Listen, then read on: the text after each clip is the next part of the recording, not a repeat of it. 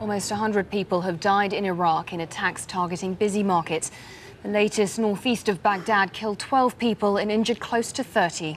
This comes on top of a twin bombing in the Iraqi capital, which claimed the lives of 78 people and left more than 150 injured. The explosions devastated a busy commercial area in the centre of the city. The blasts occurred within seconds of each other. It's the latest in a series of bloody attacks to hit the capital, as our Iraq correspondent Huda Abdul Hamid now reports. More sorrow on the streets of Baghdad. More lives cut short by the rampant violence. Within seconds of each other, two huge explosions rocked a commercial area in the heart of the capital, leaving behind them a trail of devastation people here have learned to live with. The first bomb was placed in a bag left among the vendors of a second-hand market. The second one was a car bomb. Double attacks now are very common. A secondary bomb usually targets those running to help the victims of the first one.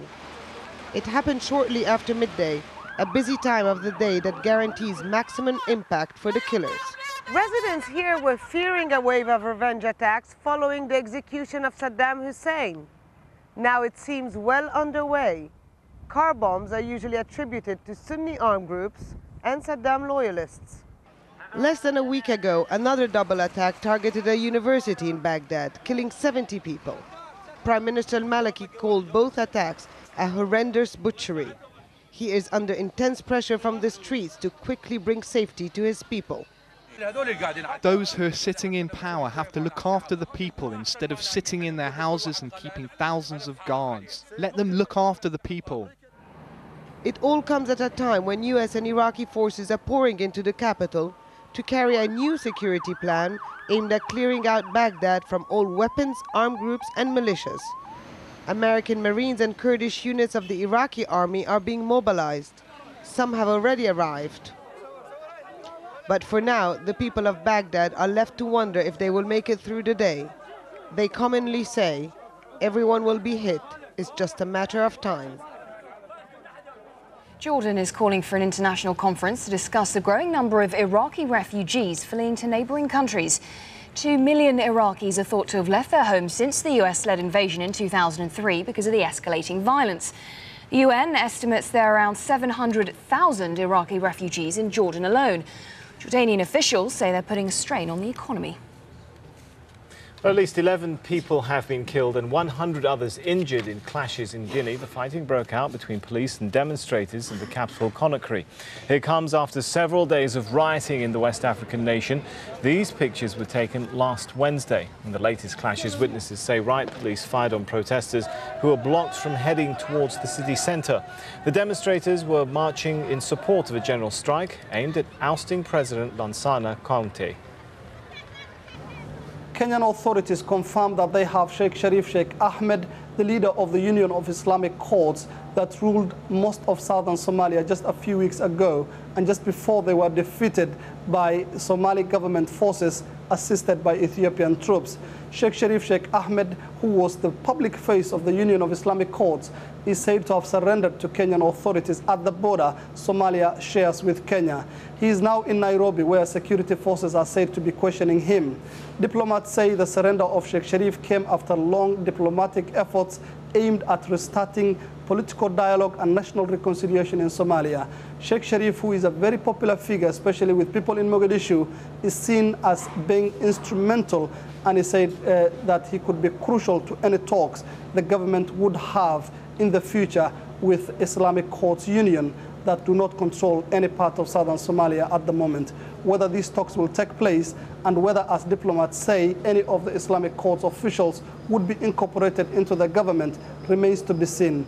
This is coming during a day when Malawi has agreed to send its troops to Somalia. Malawi joins Uganda, that had earlier on agreed to send 2 battalions to Somalia, and this is a shot in the arm for the peacekeeping initiative for Somalia. Mohammed Ado, Al-Jazeera, Mogadishu. And that was Mohammed Ado reporting there from Mogadishu on the status of the Union of Islamic Courts, particularly after the surrender of one of their key leaders, Sheikh Ahmed. We apologise for that. Well, he spent years fighting Hezbollah, and now he's close to becoming the new head of Israel's armed forces. According to Israeli media reports, retired General Gabi Ashkenazi will replace Lieutenant General Dan Halutz. Halutz resigned following harsh criticism of his handling of last summer's conflict with Hezbollah. Israel's Premier and Defense Minister are currently meeting. They will decide, and they will reportedly agree on Ashkenazi as their choice. Al-Jazeera's Jackie Rowland reports from Jerusalem. It seems to be a done deal.